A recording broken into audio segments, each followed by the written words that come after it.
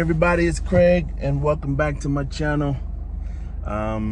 It's good to have all of you here. It is a wonderful Sunday morning and I thought I'd just get on here for a bit. Again, this is just more off-the-cuff type videos.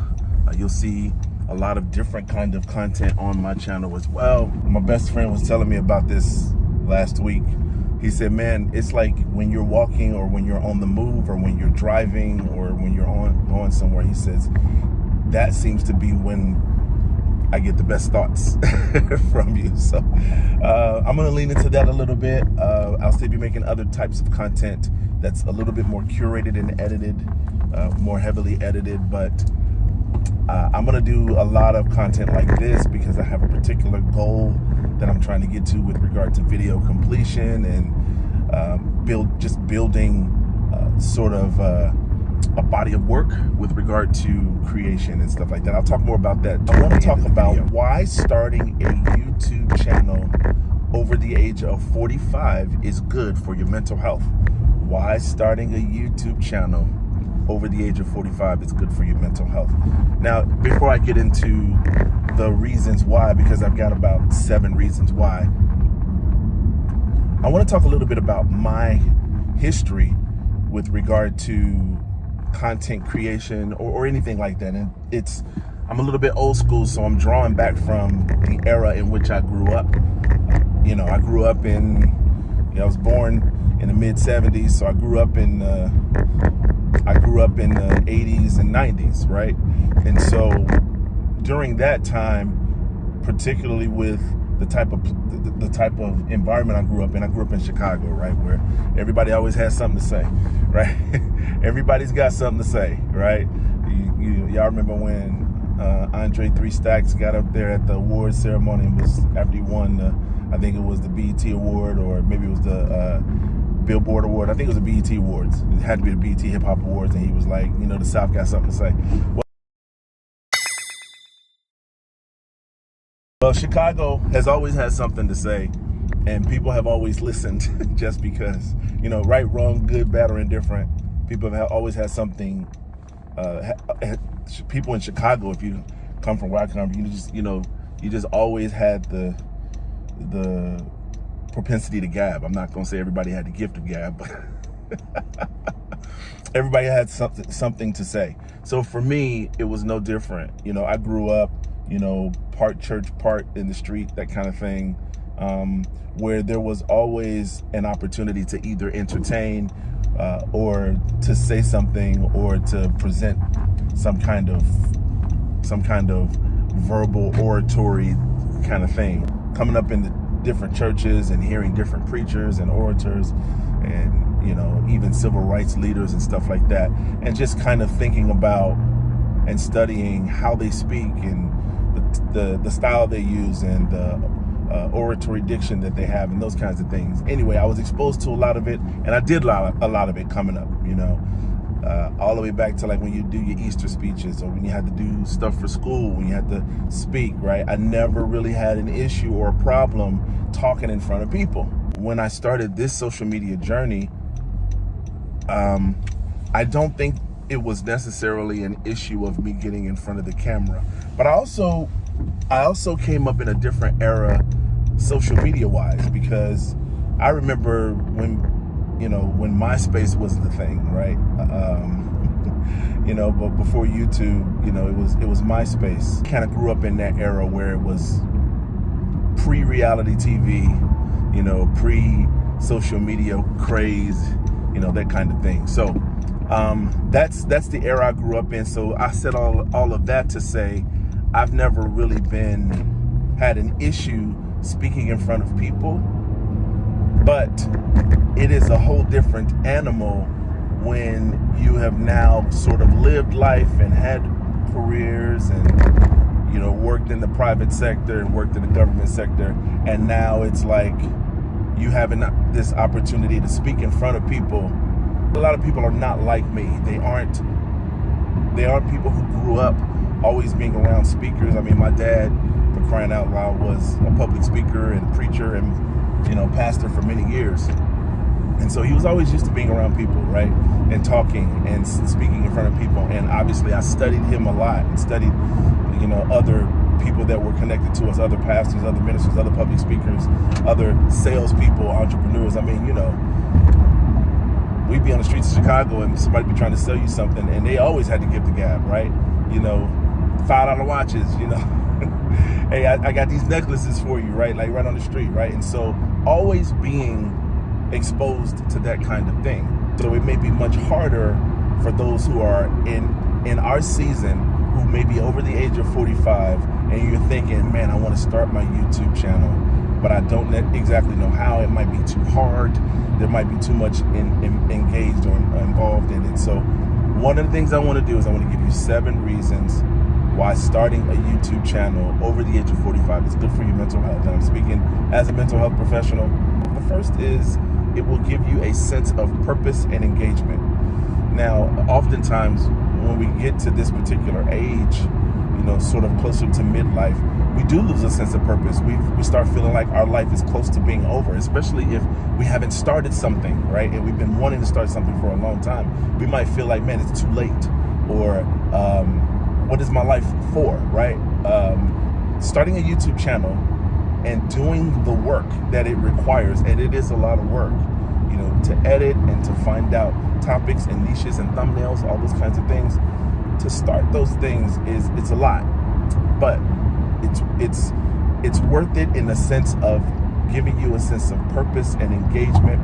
You are going to find other people who are in your same boat, who are also your same age or older, who are beginning to start a YouTube channel, and it's the first time that they've ever done it. This is the first time I've ever done anything like this.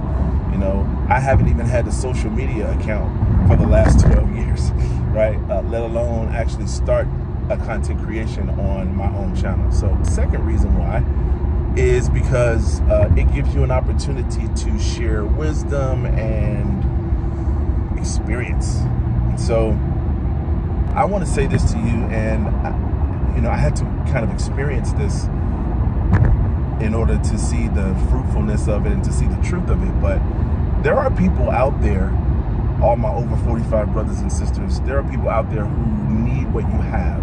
They just don't know they need it yet, and you don't know that you need to give it to them yet.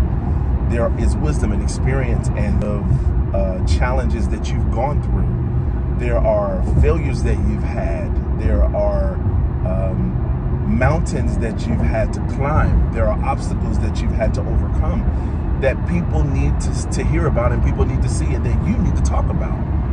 And so it's an opportunity for you to share with this younger generation that's coming up. Now, I know a lot of us are concerned with the way that they are carrying themselves and with what they're doing and with what their priorities are, and just a lot of what we think is the craziness that's going to be in every generation. Every generation is going to think the generation after them is crazy or is nuts, or they aren't doing things the way I would do it. None of that matters. You have wisdom to share, whether people want to hear it or not. And I want to say this to you. There is somebody who wants to hear what you have to say. I don't care if it's just 105 or 10 or 20 or 100 people. Somebody needs to hear what you have to say. And so it's an opportunity for you to share all of the valuable wisdom and experiences and failures and victories that you've experienced over the course of your life. Okay? So the next reason is it gives you an opportunity to build community and combat loneliness. Listen, from a mental health perspective, one of the things that we found in all research is obstacles, challenges, things to overcome are always done best in community. They're always done best when you have somebody who can mentor you or guide you or just connect with you, somebody who's on the same path, or even somebody who might be on a little bit of a different path, but they know what you're going through, right? Building community and combating this sense or feeling of otherness or loneliness or, man, nobody cares what I'm doing. Nobody does care, and we'll get to that in a moment. But I'm not talking about nobody caring in that capacity. I'm talking about nobody caring, you feeling like nobody cares for you. or cares that you exist. I think what you will find as you enter into this YouTube community is that there are so many people out there who are looking for another voice. They're looking for a confidant. They're looking for camaraderie. They're looking for connection. And you have an opportunity to experience that if you start a YouTube channel. And so don't short yourself on doing that. The next reason why it's so important to start a YouTube channel over the age of 45 is for creative expression. Now, there's many of us who, you know, we feel like that the season of our life to be creative is over. But I can tell you that I've seen content creators who have been over the age of 45, over the age of 55, over the age of 65, dare I say, over the age of 75, who are being so creative in what they're doing. There's content creators out here who are showing you how to get rid of bugs on your porch and birds that come and sit in your ceiling fan. And there's an older lady out there who had been married. I watched a little piece of video where I found out that, you know, she teaches younger wives and women how to load the dishwasher properly, right? And how to make sure you manage your time well as a housewife, those kinds of things. There are content creators out there who are older, who just get on there and talk about the life experiences that they've had. And they have massive audiences. And I don't even think that they do it for the purpose of actually having an audience. I think they really do it for the purpose of creative expression and, you know, showing a different skill or ability, or even highlighting something that they were able to do in their previous life. And it's good for your mental health when you can create, because I think we were born to create. I think we were created to create. We were created to show all of the unique expressions that God has given us, right? And so starting a YouTube channel, perfect opportunity for you to exhibit your creative expression. The next reason why you should start a YouTube channel after the age of 45, and that'll be good for your mental health, is because it will boost your confidence and self-esteem. Now, let's talk about that. Boosting confidence and self-esteem after the age of 45. Now, many of us might feel that we are at a certain age where we have all the confidence that we need. We don't need to have more self-esteem about ourselves. And for those of you who feel completely confident in who you are, for those of you who feel completely comfortable in your own skin, feel completely okay with regard to that, I think that's wonderful. But there are so many people, so many different people who feel like there is a way for them to build confidence. Perhaps they had sordid childhoods. Perhaps they had difficult upbringings. Perhaps they had people who were telling them, you're never going to be anything. You're never going to amount to anything. And so I want to go a little bit deeper into that, and to say that a lot of the reasons why people don't start a YouTube channel is either they feel like nobody's going to be watching, or they feel like that the people who are watching them are going to not really be into their content and not really have anything to say, or say a lot of bad things. I want to make this statement, and this is what I've come to believe, because there's different opinions about that, right? This is what I've come to believe. I've come to believe that nobody really cares about what you're doing, particularly in these social media streets. Let me say that one more time. Nobody cares. You should make your content because no one really cares. The only time people actually start caring is when they think they might be able to make some sort of profit off of you, or if they think that you're getting too big and they want to try to tamper you down, right? They want to try to speak negatively against you. But in the grand scheme of things, nobody cares. And the fact that nobody cares is something that you can use as your superpower over 45 in content creation. nobody cares. So just make the content that you love to make. Do the thing that you're passionate about doing. Because at the end of the day, the only person it really matters to is you. The fact that nobody cares is, it actually gives you an advantage, because it really gives you an opportunity to make as many mistakes as you need to make without there being a high level of critique on what you're doing. Nobody really cares.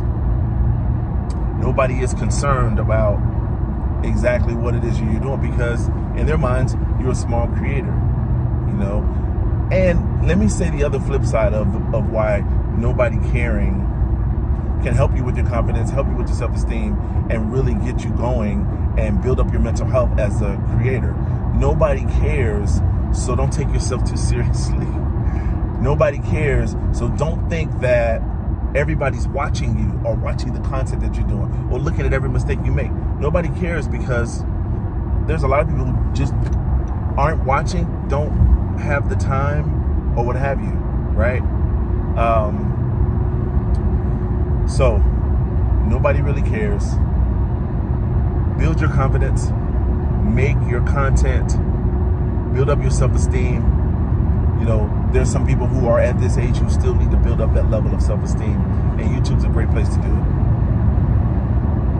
So the next thing I want to talk about is staying mentally active and challenged. Great way to continually stay mentally active is, you know, as you get older, right, your brain doesn't get worse unless you have some sort of mental health disease in your brain that causes your brain to slow down, or causes your brain to malfunction. But the brain is like a muscle. You have to continue to keep it active and engaged. And so stay mentally healthy, stay mentally active, and continuing to have those challenges mentally and even emotionally. Some of us at this particular stage in our life, we've done our careers, we've done our jobs. Some of us have even retired, right? And the good challenge on our brains, the good challenge on our mind, is to be able to make content or figure out, man, how am I going to do this? It's good for the brain. It's good for your mental health for you to be able to say, man, I've got a problem that I need to solve. I want to figure this out. I want to help somebody. How can I do that? Get my message out to the people who I know will need it. And what are the things I need to do to overcome those challenges? And so staying mentally active and challenged is another great reason to start a YouTube channel. And finally, the last reason, number 7, is inspiring others. And I can say that, you know, if I can speak from personal experience, I have been the beneficiary of others' thanks and others saying that they've been inspired by what I do and the content that I do. Again, as you guys know, I'm in a mental health profession, and so I have clients, you know, people who I talk to on a regular basis, clients who, when they first came to me, they were not so great. And now over time, you know, with some of the modalities, the treatment modalities, and some of the plans that we've been able to develop for them and treatment strategies, they feel more well emotionally, they feel more well physically, they feel more well mentally, right? They're able to set boundaries in the relationships that matter to them. And they're even able to isolate themselves from the things that hurt them, or the things that won't be as healthy for them. So it's been inspiring in my work. And then there have been some who have said that they're inspired by the YouTube videos that I've made, right? Because I'm just now foraying into the whole Facebook and LinkedIn world. But primarily when I started this late last year, it's mostly been YouTube, right? And that's been the platform that I've dedicated myself to. That's been the platform, the long form content that I would love to make and continue making. And so inspiring others is a great way to build up your mental health, build up the mind frame and mindset Thanks everybody for watching, and I want to say that it's always a good thing to challenge yourself and to grow, right? And to be confident about who you are, and to be confident about what you know. And you're at the age of experience and the age of and the level of competence in what you've done in your life so far, that what you have to give is so valuable to people, and I don't want you guys to miss out on that. Now let me just say, I'll end this video by saying this: nobody's really watching my stuff right now. Nobody's really watching my stuff, and actually, you know what, in a very weird and crazy way, I think that's a good thing for where I am right now, because what it's helping me to do is it's helping me to combat pride in me. It's helping me to not take myself so seriously. It's helping me to, it's presenting a challenge for me, right? Because, you know, hey Craig, everybody's not always gonna like what you say all the time. That should not deter you from putting out there what you know to be true, what you know you've experienced, and how you know you can help people. And so, you know, nobody's really watching what I do right now, but it's actually motivating me and inspiring me and encouraging me. And look out, guys, for more veteran-related content. I am a retired Navy veteran, and I do have a skill set of helping veterans transition into civilian life.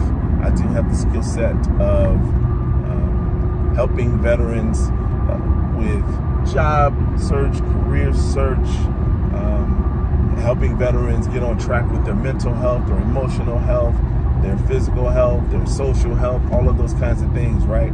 And coming up with plans and strategies to be able to assist in that work. So if you're interested in anything like that, I've developed an 8-week coaching program.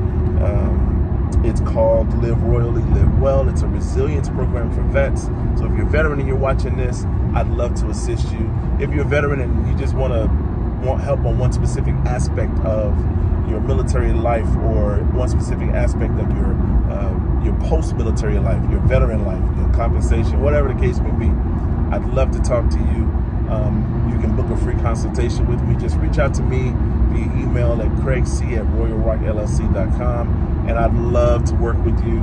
I'd love to see what we can do to help you in your journey, whatever that might be, whatever career you're looking forward to, or whatever particular life situation that you need help through, right? I'm a veteran transition coach, and I strategically help veterans level up in life and make the transition to wholeness and wellness in their life. So that's all for now. It's probably going to be one of the longer videos that I've done, but I felt it was necessary because I want to encourage others that are out there who are doing the same thing that I'm doing. So I'll see you next time. It's been great to have you guys. If you like this video, share it with somebody else, and let's jump on board with this journey of wellness and wholeness and completeness, right? And as I always say to everybody else, and I always say on all of my videos, you are not alone. You are not a problem. You don't have a deficiency. You are not broken. You have just experienced brokenness. There's a difference. And I want to tell you, if you don't remember anything else that I've said, live royally and live well. Thanks, guys, for joining me, and I'll see you on the next one.